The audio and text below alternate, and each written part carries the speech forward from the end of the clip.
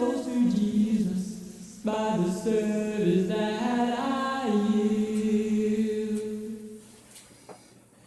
While excavating in the Judean wilderness, archaeologists found hundreds of seeds from palm trees that grew in the arid region some 2,000 years ago. Dr. Sarah Ceylon of the Lewis L. Borick National Medicine Research Center wondered if these old seeds could sprout. If successful, they would prove to be not only incredibly resilient, but also informative, as they would bring an extinct tree back to life.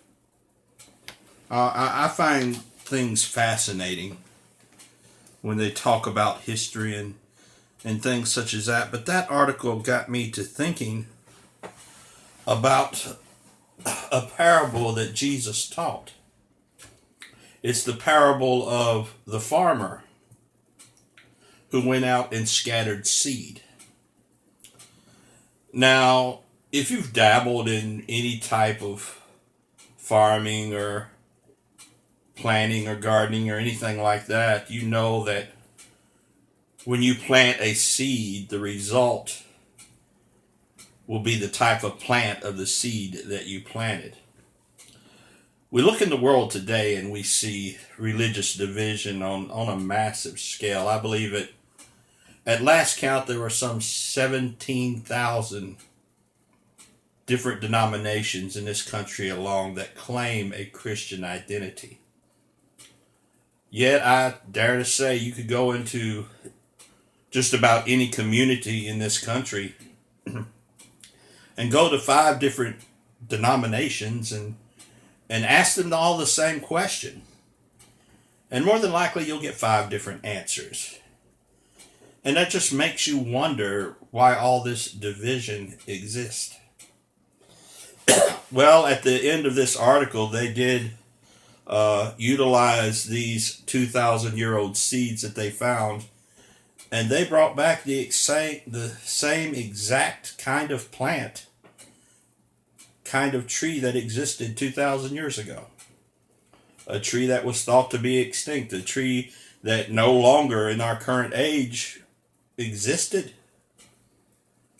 But when they planted the same seed,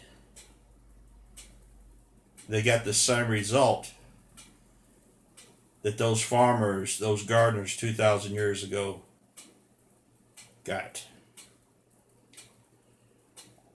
Jesus once told his disciples that he would build his church.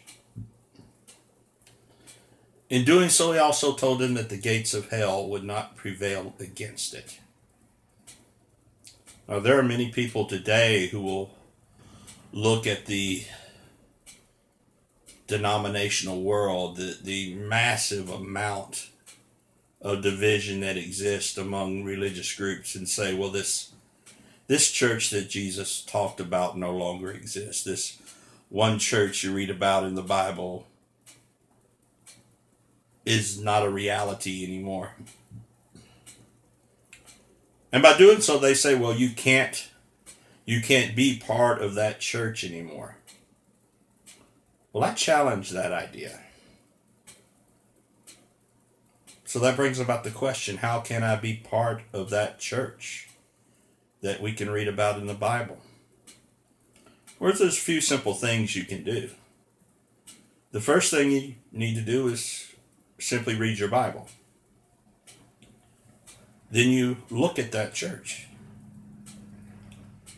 You become a Christian the way they did. We can read about that in the book of Acts. You worship God the way that they did. There are multiple passages that talk about how this first century church came together. Said they came together on the first day of the week. They came together to break the bread, that is the communion. In Ephesians and Colossians, it talks about how they taught one another with psalms, hymns, and spiritual songs.